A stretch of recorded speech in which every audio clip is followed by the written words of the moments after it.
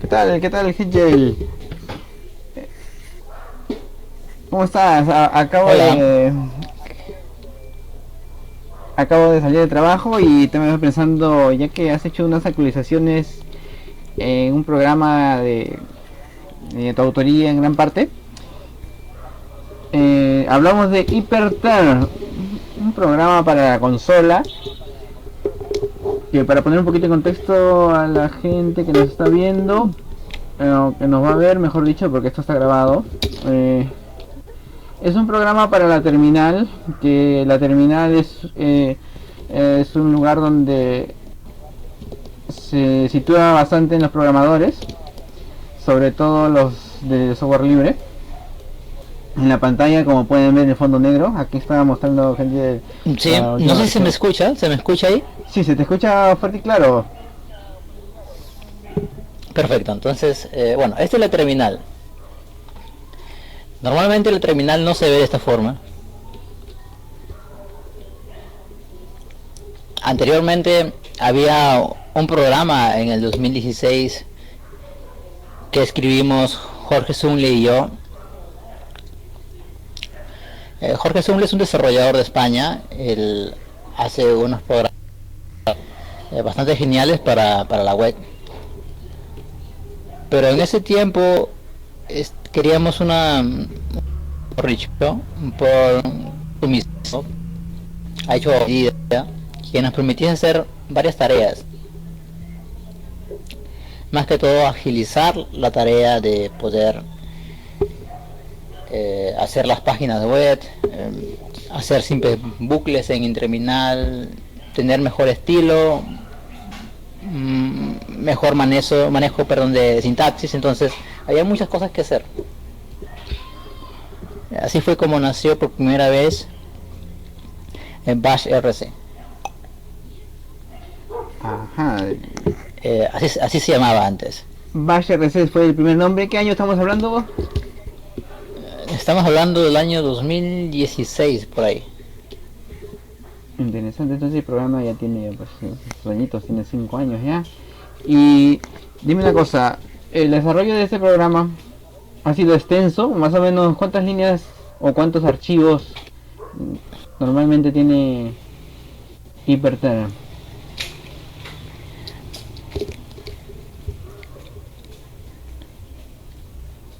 Cuando recién inició tenía alrededor de 2 o 3 archivos. O sea, ese era lo máximo que tenía.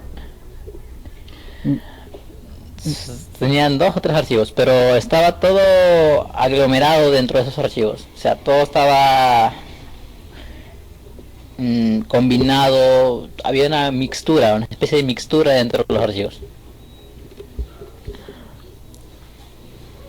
Claro, en aquel Es decir, el momento, manejo de los temas, las funciones, todo estaba metido ahí. digamos que en unos métodos con los nombres para guiarse. Sí, o sea, no estaba de manera separada. En términos de desarrollo web diría que era como hacer una página web 1990. Ya veo, más o menos cada archivo Era, tendría unas 1000 líneas, 1000 o 2000 líneas. Estaba ahí todo claro, estamos hablando de un solo archivo con 800 líneas, entonces era demasiado. en el nacimiento de Hyperterra. En ese momento se llamaba Bash RC. Sí. Sí, en ese momento se llamaba Bash RC, luego pasó a llamarse HyperBash, pero luego el nombre cambió debido a que HyperBash se hace alusión al propio Bash, que es un programa. Entonces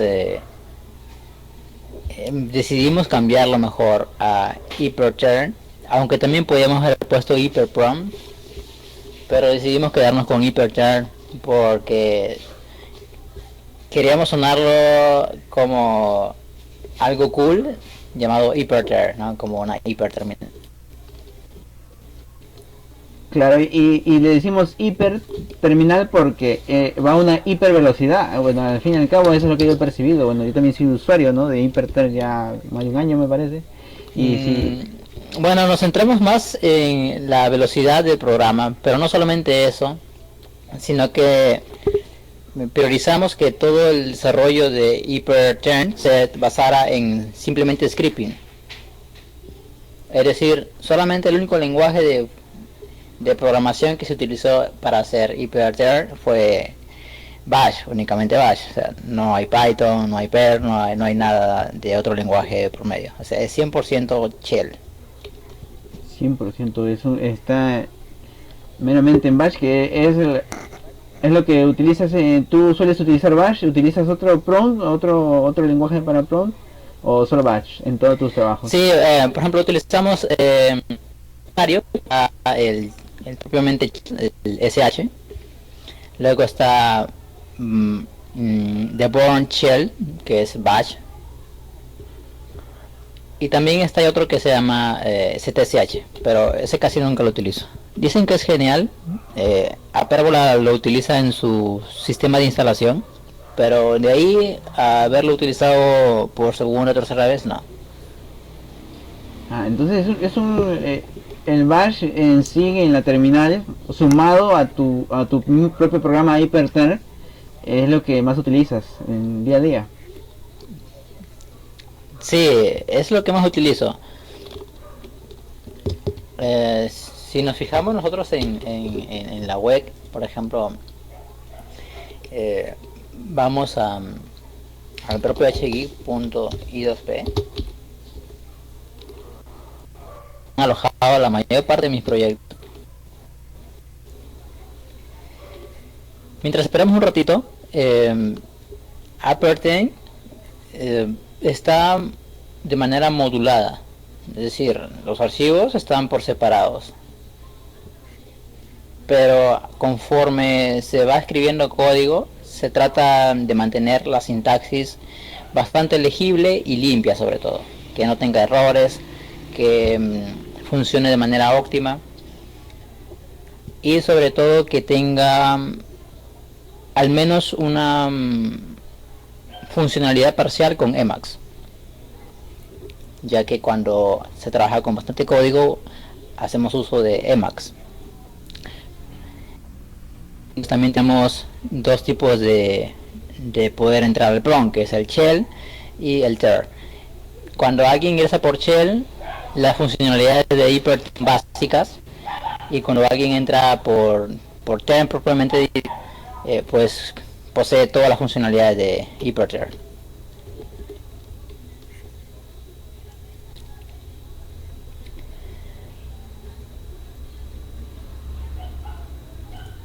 Hola. Sí, acaso estoy viendo tu pantalla.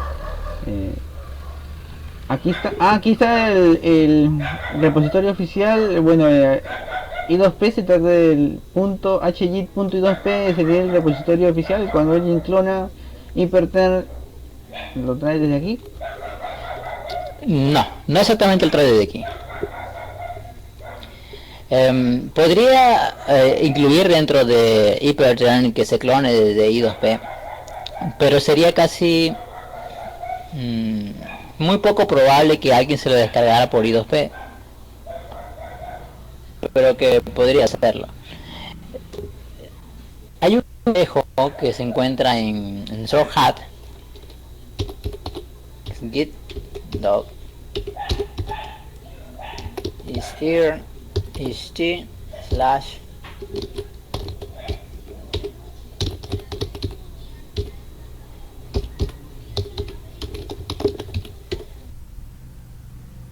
dirección. Allí pueden sacar una copia de HyperTurn de manera predeterminada. El primer repositorio de donde se jala el HyperTurn, es decir, el clonado, la instalación, todo el proceso, es desde Sourcehat. Recuerdo que tú me comentaste tienes un comando para actualizarlo. Yo recuerdo que lo actualizo, incluso cuando me comentaste que hiciste estos cambios, yo pues usé el comando, ¿no? Que tú le añadiste, update bash rc.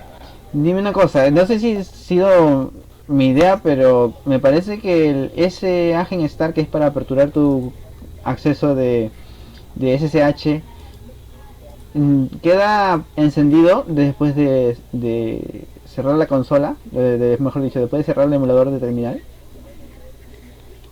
Claro, dentro de el repositorio de HyperChar hay dos manuales, uno que está en inglés, que es el que ven en pantalla, y hay otro que está escrito en español. El que está escrito en inglés menciona que hay una funcionalidad exclusiva de HyperChar que es el de recordar la contraseña por alrededor de 5 días o 432.000 segundos, que está bien en la parte de repositorio. Hay uno que está en español y creo que ahí especifico mejor, pero de todas maneras creo que sigo hablando de milisegundos. Sí, sigo hablando de segundos, perdón, segundos. Interesante. Aquí está la funcionalidad. Ahí está bastante claro en español. Agent Start y Agent Stop para activar o desactivar el agente SSH. La contraseña es recordada por 432.000 segundos, que son 5 días. Tu HyperTern tiene varias utilidades, ¿verdad? Entre ellas, ¿cuál es la que más te ha gustado? ¿Cómo ha quedado? Bueno, en definitiva nosotros cuando iniciamos Bash RC queríamos colocar un montón de funciones, varios tools, varias herramientas. Entonces decidimos hacer las herramientas básicas. En realidad queríamos poner varias cosas, pero lo pensamos bien y mejor empezamos por las funcionalidades básicas. Como nosotros trabajamos mucho la plataforma web hecha en Python, necesitábamos siempre activar el entorno virtual o el PLINB. Entonces para eso hicimos una función especial que con solo teclear Activate nos activaba el Virtual INV cuando estábamos dentro de un repositorio con código en Python. Entonces para nosotros venía genial eso. Otra cosa que teníamos mucho en mente era la compresión y descompresión de archivos. Siempre tenemos que enviar algún a alguien para que descargue el código, o simplemente nos enviaban código en un tarball y teníamos que descomprimirlo. Lógicamente que nosotros no sabíamos los comandos de memoria, que teníamos que poner tar -xs para poder descomprimir, perdón, xz para poder descomprimir, nombre del archivo y varios comandos. Entonces estos comandos cambiaban siempre dependiendo del tipo de compresión que tengan los archivos. Unos sean zip, otros tar, otros eran tar gz, otros eran tar lz, otros lz. Bueno, una infinidad de varios archivos, varios formatos de archivos para comprimir. Entonces era muy lioso manejar toda esa cantidad de comandos en la mente, y queríamos tener la mayor parte de nuestra mente libre de una forma para tratar de pensar más en las nuevas ideas que solamente almacenar información en el cerebro. Entonces nosotros decidimos agregar todas estas funciones y pasárselas a HyperBash. Entonces en ese momento se llamaba HyperBash. Se integraron todas las funciones ahí de la compresión y funcionaron bastante genial. Entonces si alguien quisiera ver el código de cómo funciona la compresión, se van aquí simplemente a HyperBash. Hay un directorio llamado Tools y ahí hay un archivo llamado Compress. Entonces dentro del archivo Compress están todos los formatos con el cual nosotros trabajamos para descomprimir o comprimir archivos con su respectivo comando. Pues lógicamente que esto simplemente funciona muy fácil. Tú escribes entonces das el nombre del archivo y con la extensión, y fácilmente pues lo va a extraer. Lógicamente aquí yo no tengo un archivo como para poder demostrar de manera sencilla, pero se puede realizar. Incluso lo podemos hacer aquí en unos momentos. cuando probemos las funcionalidades ya a modo práctico. Claro, aquí hicimos un barrido de más o menos la historia y más o menos cómo lo desarrollaste. Es un programa que se utiliza bastante, se puede utilizar bastante. Si uno lo instala en su computadora, como por ejemplo yo, lo instalo en mi computadora y lo uso casi todo el día para cualquier tema, ¿no? La terminal es bastante usada y este Sí. programa facilita la vida. Yo casi ni siquiera pensaba en que existía, o bueno, en que tenía que recordar tantos comandos para extraer o comprimir. Gracias a esta herramienta de SEX y del EX, todo esto ya no me preocupo, por ejemplo, ¿no?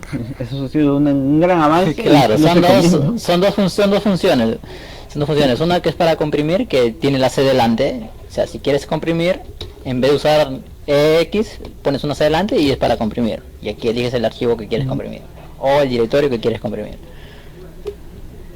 Yo lo veo Eso es como comprimir. muy genial, claro, porque o sea, te libera mucho la mente porque a veces estás haciendo otras cosas que necesitas más atención, más análisis. Sí, es cierto. Y pues estar recordando todos los comandos es una locura. Sí, un dolor de cabeza, de verdad, porque incluso para No digo que esté mal, compartir. sino que es para acelerar trabajo. Sí, y para eso se escribió el software libre, para no duplicar trabajo, ¿no? Y mire, este programa de software libre está muy bien y sigue con la idea, ¿no? De, de la ideología del software libre y funciona muy bien. Y para mí que hasta incluso te han entrevistado, me comentabas, en otros países. Bueno, no en otros, diría que en otro, Bueno, pero sí fue bastante amigable el momento de hablar. Se habló sobre las funcionalidades básicas, como lo estoy comentando ahora. También en esa entrevista comenté de cómo es la instalación, ya que en el README sí es bastante claro, pero hay algunos que no lo comprenden bien. Pero no es que hayan que utilizar dos veces para instalar, porque alguien me decía, ya tengo que hacer la instalación semiautomática y luego la manual. No, se elige una u otra. Entonces, ah, claro, ¿no? Entonces, si alguien elige la semiautomática, se descarga un archivo llamado install. Simplemente con y esperar un poco y responder las preguntas que aparezcan, pues simplemente se va a instalar y ya.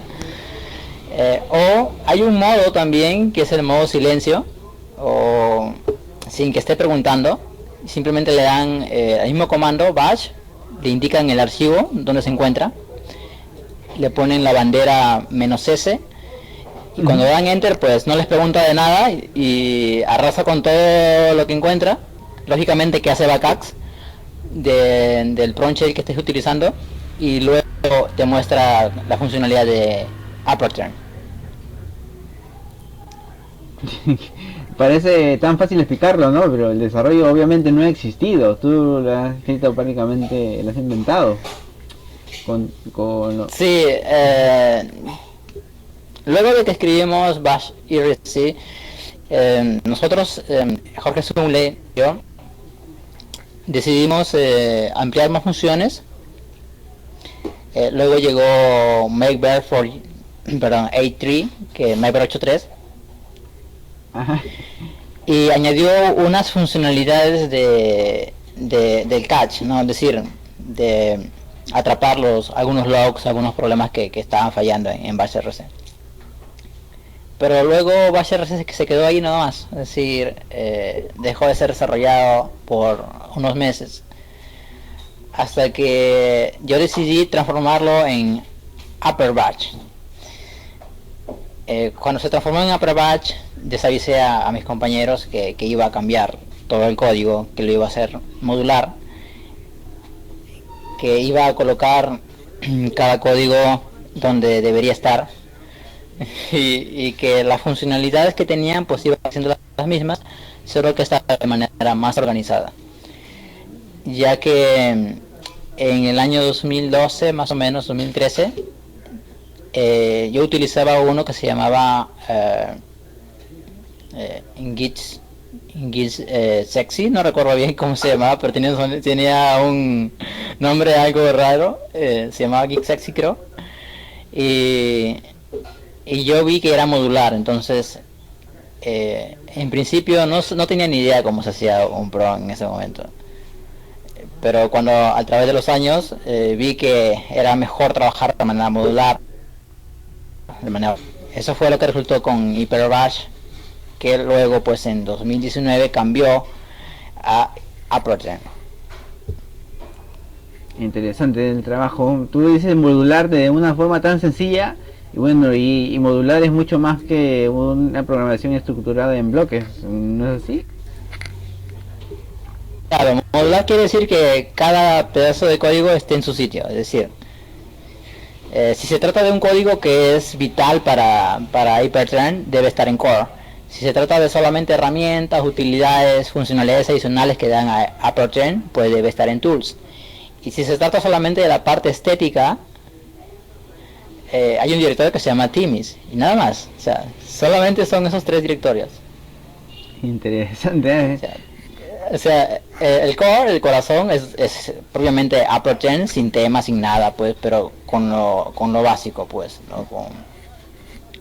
Con la funcionalidad de Git, los colores, el sistema de filtrado, una función para ver el sistema, que voy a mostrar por aquí.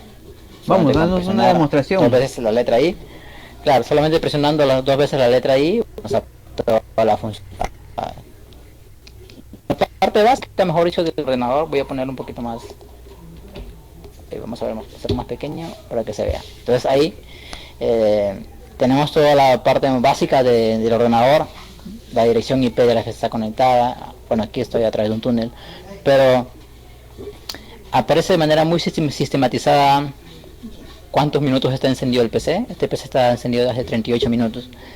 Y bueno, todo lo que un sysadmin desea tener de manera muy sencilla, pues sin estar pues comando por comando tratando de obtener información, pues porque esto se puede obtener comando por comando, pues por ejemplo podría yo colocar acá Actine -A y me va a salir -P de Petri y me va a salir pues qué tiempo tengo, mejor dicho qué tiempo tiene encendido y muchas más cosas. Eso es muy tedioso, pues, estar escribiendo comando por comando, ¿no? No puedes aprenderse todos los comandos. Como para que aparezca esto tendría que escribir un name. Es cierto, y tienen razón los escépticos al software libre tienen razón, claro, en decirnos que acordarse todos los comandos es muy difícil, pero miren, tenemos estos programas que nos ayudan a recordarlos, o inclusive otras estrategias más que usamos, pero ya con Hyper-3 se tiene bastante y no está recomendado, de verdad. Así que sí, se trata de más que todo acortar la funcionalidad básica de Bash. Bash por defecto es bastante genial, nos permite hacer muchas cosas, pero cuando alguien muy criminal con solo puras letras blancas y el fondo oscuro, pues como que desanima a cualquier desarrollador, ¿no?, que está iniciando.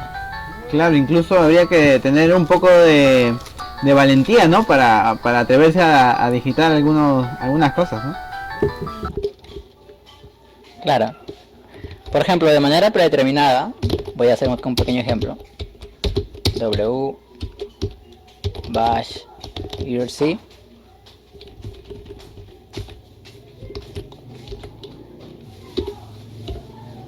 de manera predeterminada. Si alguien deshabilita el hyperter,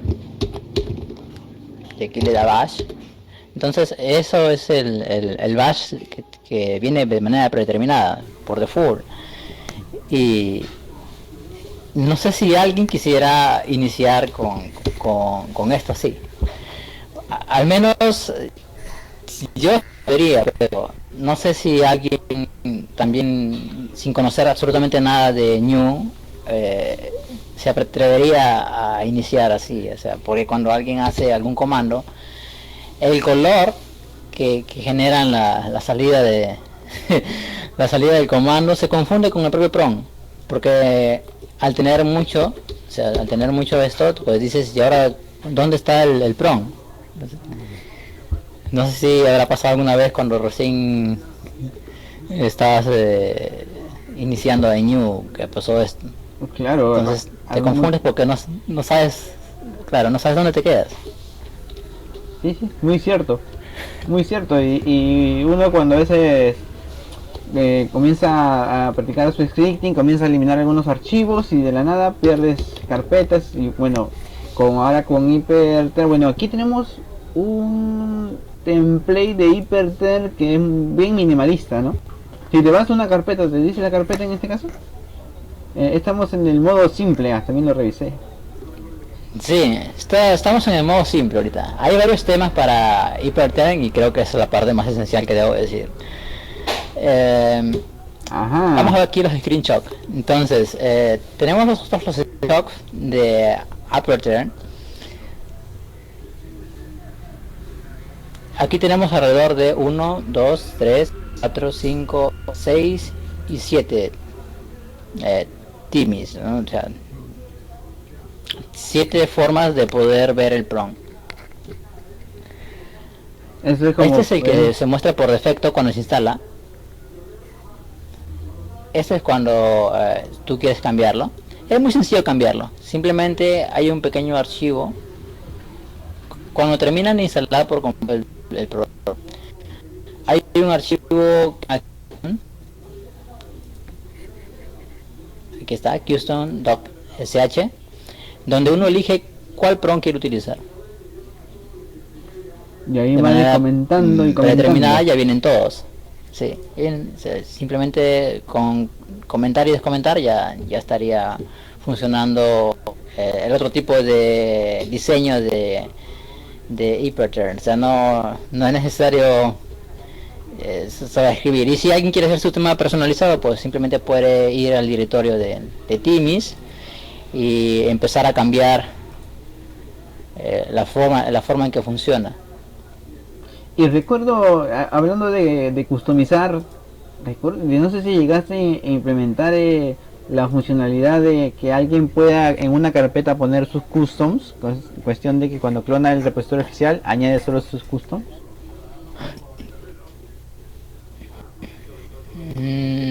Bueno, realmente no lo sé. Bueno, yo lo hago así, yo te comento que sí descubrí cómo añadir mis customs. Pero tú... Claro, es que sucede que se puede hacer mediante un archivo, es decir, empleando el propio archivo Qstone, que es el nanow. Vamos a Hyperter y en Qstone, y abajo del todo podríamos colocar algún enlace a un directorio y ahí colocar todo lo que queramos nosotros de manera personalizada. La pregunta es cómo se hace. Pues sería muy sencillo, como simplemente copiar esta línea. Copiar esta línea y colocarlo debajo y apuntar hacia el directorio que nosotros tenemos. Claro. Explica que cuando se actualiza este archivo va adaptado porque la actualización no afecta a este archivo. Hablamos de custom. Se mantiene. Y justo se llama custom, como para... Pero claro, justamente se llama custom porque ahí es donde el usuario toca, pero nosotros al momento de actualizar pues no le sobreescribimos.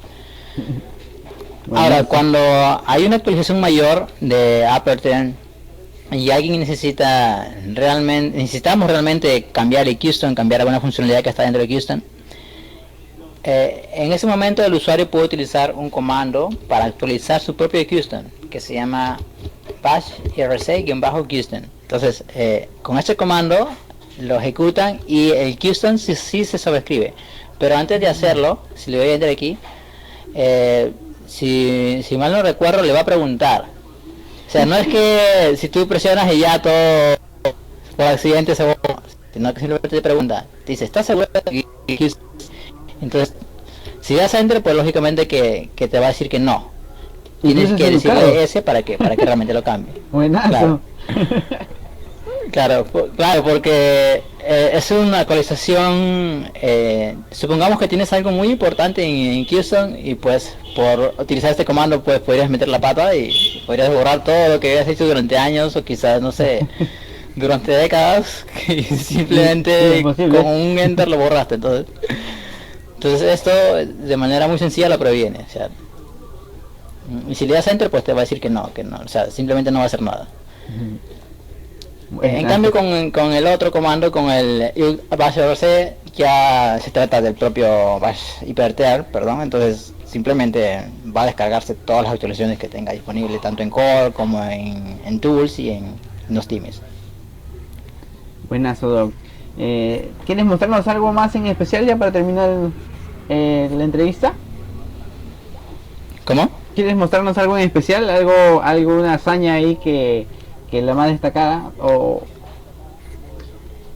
te parece que hasta ahí está bien? Algo que se ha destacado, bueno, la verdad es que hacer ese programa ya fue una hazaña fue una hazaña bastante peculiar, porque realmente muchos han intentado hacer un Tron Shell personalizado. A día de hoy hay varios que se llaman Oh My Git, hay otro que se llama Oh My Batch, hay otro que se llama Oh My ZSH, pero eso ya viene desde el año 2013 creo, o quizás antes, ya tienen tiempo desarrollando, pero la mayor parte de personas ha querido siempre tener este tipo de PROM. Entonces, o como reto en Upper ha sido manejar el estado de Git. Eso ha sido un dolor de cabeza. Eso ha sido un dolor de cabeza. Manejar los estados de Git. Por ejemplo, cuando alguien tiene un repositorio, supongamos que voy a entrar aquí a mis repositorios privados. Vamos a entrar aquí, software, y entramos a GT local, un buen repo. Entonces el hyperthread nos pinta aquí, nos dice, oye mira, estás este es un directorio Git y estás en la rama master y todo está ok. Entonces para que salga ese símbolo ahí de que todo está ok, si alguien hace Git status, pues le va a salir que todo está ok. Pero para que salgan todos estos símbolos que te indique van a cuenta, no es tan sencillo como parece ahí, ¿no? Como parece, a la velocidad de la luz. Sí. ¿Qué aparece? Claro, no es tan sencillo. Uno, porque la funcionalidad de mostrar el estado de Git solamente debe funcionar cuando estés en los directorios que tengan Git. Cierto. Si estás en home, en otros directorios, pues claro, y si estoy en otro directorio que no tenga Git, pues no debería mostrarme nada, ni siquiera salirme un error. Entonces en ese momento estábamos nosotros, y ahora ¿cómo hacemos eso? Entonces nosotros empezamos a escribirlo, que está dentro de Upper en el core.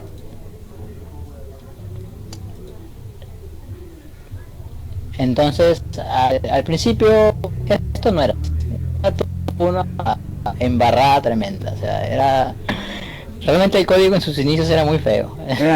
Ahora el código está genial. Sí, se ve ordenado. Pero en ese momento, sí, entonces en ese momento aquí habían más o menos unos elf infinitos, como unos 40, 50 elf, no, si era un dolor de cabeza, ¿no? Elf, ¿no? Entonces teníamos que tener funciones que nos permitiesen saber en qué rama estábamos. Por ejemplo, esta función lo hace.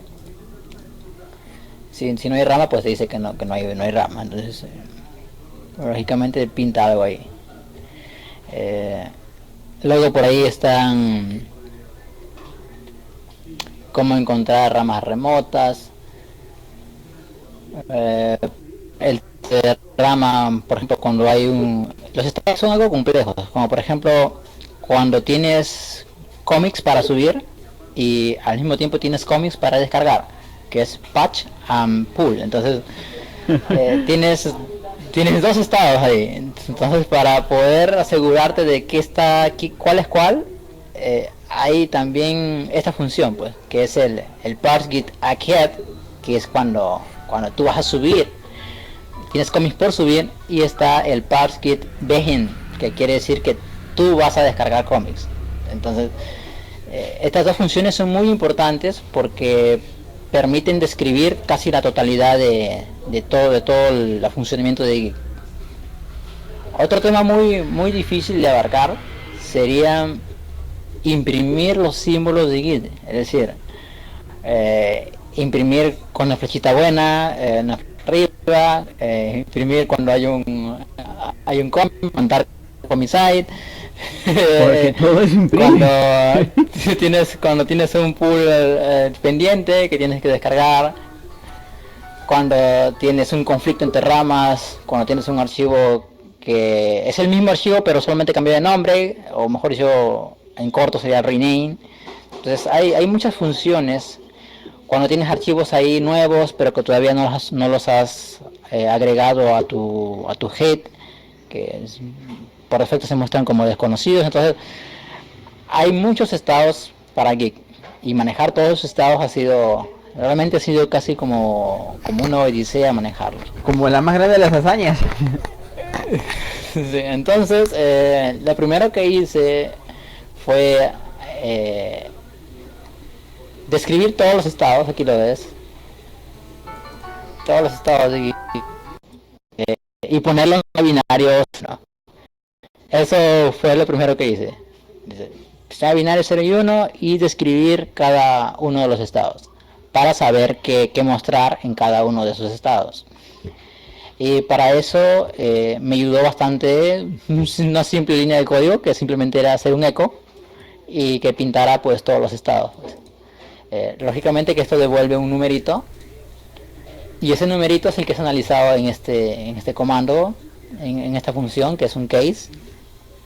Entonces todo eso va haciéndose de manera muy sencilla, ahorra recursos, porque si esto yo lo hiciese con el if y agarrar otro el if, sería desgastar muchos recursos por parte del sistema. Sería comerte la RAM. El Geeks. Sí, claro, sería muy lento el Upper, ya no sería Upper, sería, no sé, quizás very low, ¿no? O sea, very low tier, ¿no?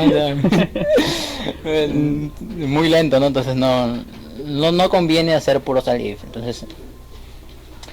Entonces traté de mejorar todo eso. Si ves aquí, otro problema con el cual me enfrenté es que en algún momento yo llegué a tener ya el Git funcionando, así como lo ves. Ajá. Pero de pronto dije, ya voy a entrar a Emacs. Dije, porque es Emacs mi editor de código favorito, entonces dije, voy a entrar a Emacs. Y el poderoso normalmente en Emacs, aparte de escribir código, utilizo el shell, para poder moverme o escribir algún comando que me permita ejecutar el build o la compilación o puchear simplemente algo. Entonces necesitaba también que hyperten aparezca ahí, lógicamente. Entonces cuando entraba en el shell, aquí pues lógicamente que todo va bien. Ya está resuelto. Pero supongamos que vamos a entrar al directorio de ahorita, que sería el deck. Vamos a entrar a hgit y luego a gt local. Entonces tenemos aquí varios para entrar. A ver, vamos a buscar uno en concreto.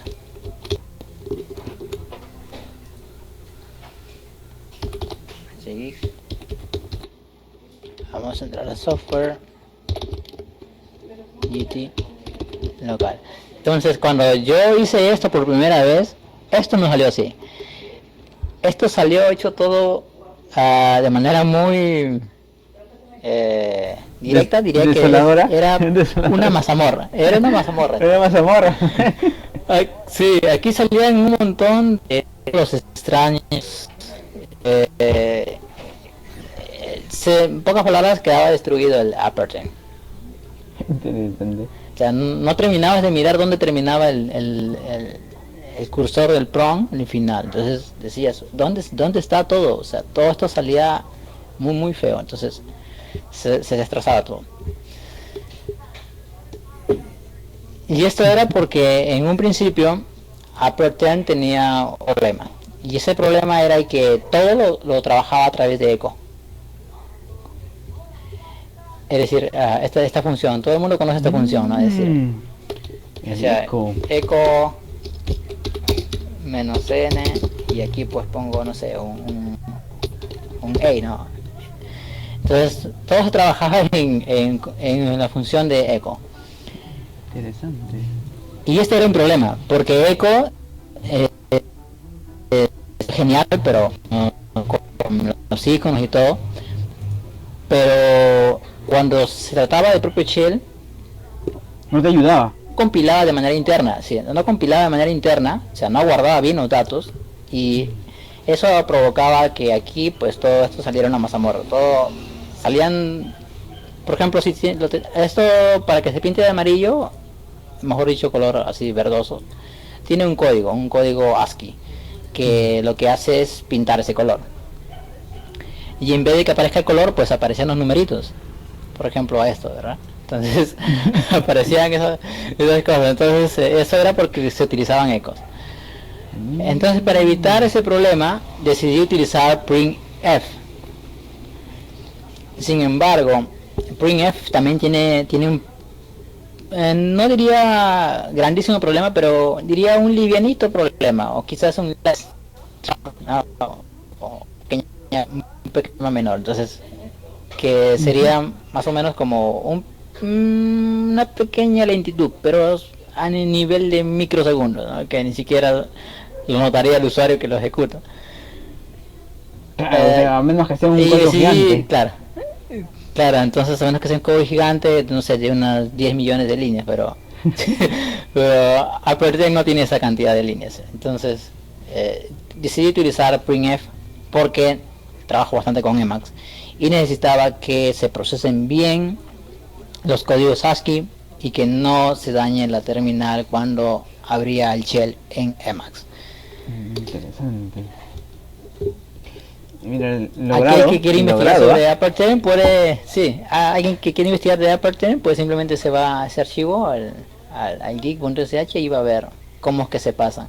Es muy sencillo, simplemente hay una almohadilla de printf que dice aquí como binary, así. Entonces simplemente se agrega el código ASCII en esa variable, y esa variable pues la fuerza a que se muestre como un color dentro de shell.